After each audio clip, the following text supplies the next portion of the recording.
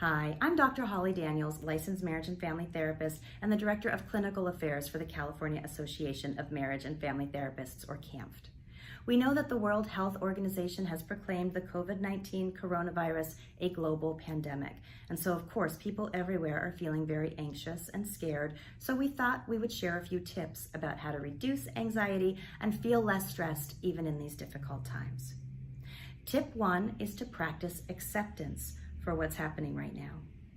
Global pandemics are not average occurrences, and so it makes sense that you're feeling uneasy and anxious.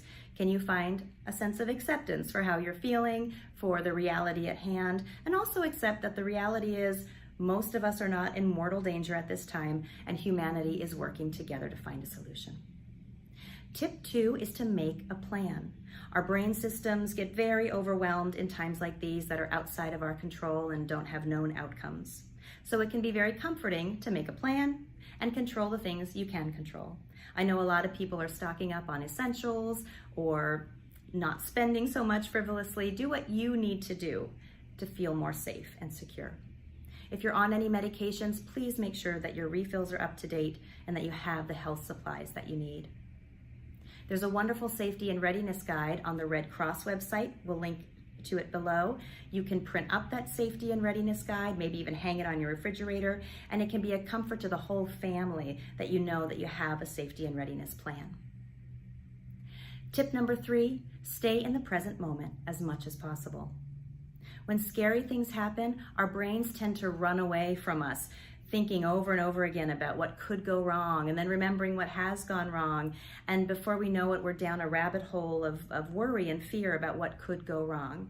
When we can bring our focus back to the present moment, here and now, we can often realize, oh, actually, right here, right now, I'm okay. What does it mean to be in the present moment? It means your mind is in the same place that your body is. So if your body is in the kitchen making a peanut butter sandwich, your mind should be with you in the kitchen focusing on the sandwich, not worried about the coronavirus.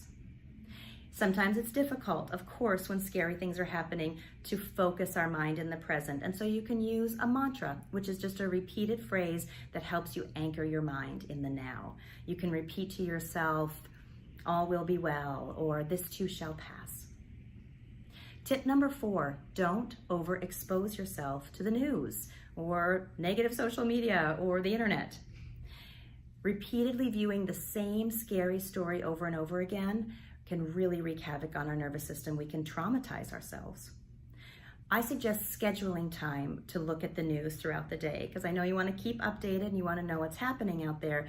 Say to yourself, I'm going to look at the news 4 times today. Once in the morning, once in the late afternoon, don't do it too close to bedtime, and then maybe 2 other times throughout the day. And allow yourself to look at the news at those 4 times for about 20 minutes, and after the 20 minutes is up and you've been updated, close that laptop, turn off the TV, put the phone down, and come back to the present moment. Tip number 5 is pay attention to your body. We know that our physical health and our mental health are intricately intertwined. They're really one and the same thing. So we want to make sure that we're not adding stress to our body system either. That means eating well, exercising when you can, and making sleep a priority.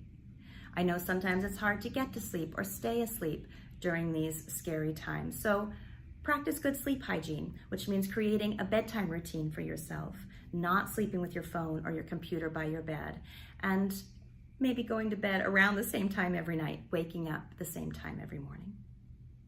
Tip 6 also has to do with this mind-body connection. Learn how to take deep, slow breaths to calm your nervous system. You want to breathe in with a count of 6 and breathe out the count of 6. Make sure you're breathing all the way down into your lower abdomen and using your whole trunk to take a breath. And when you can breathe deeply and slowly like this for even just 1 minute, I promise you, you will feel so much better. Not just because you're oxygenating your body more, which is true, but because you're sending a message through the vagus nerve to your brain that all is well and you can be calm. Tip number 7 is stay connected. We are communal beings wired to connect, and there's actually so much healing available to us, especially when we're all going through the same struggle at the same time, which we are right now. So even though you might not want to spend a lot of time in person with people or in large groups, make sure you stay connected. Don't isolate yourself more than you have to. Maybe it's time to call those family members or friends that you've been meaning to call for a while. And this is maybe a positive use of social media, that you can stay connected to people who can help you heal and feel less anxious. Tip 8, our last tip, is also a little bit of a challenge, which is, can you find a balanced perspective even in these tough times? When things get really bad, we have to remember that there are still some aspects of our life that are going well. So make sure that you're keeping that balanced perspective and not forgetting that life can also be good. If a couple days go by and you realize you haven't laughed or smiled in a while, maybe watch a funny TV show or pick up a joke book or call a friend who you know will make you laugh, so you can remember that life is not all bad. And in fact, there can sometimes be silver linings even in crises like this. I know for me, my kids are home and I'm home because schools are closed and offices are closed, but hey, we had more family time than we've had in a while. Can you find those silver linings even in times of crisis? So I hope these tips were helpful. Please share with us your tips and tools that you use to de-stress and feel less anxious, especially in these challenging times. Leave your comments below. We would love to hear from you. And of course, if you're feeling really anxious or overwhelmed or really depressed or panicked, please call a mental health professional. We're here to support you always. There's no shame in asking for help or support. We all need it at one time or another. Thanks again for listening, and on behalf of the 32,000 members of the California Association of Marriage and Family Therapists, we wish you all mental health and wellness always.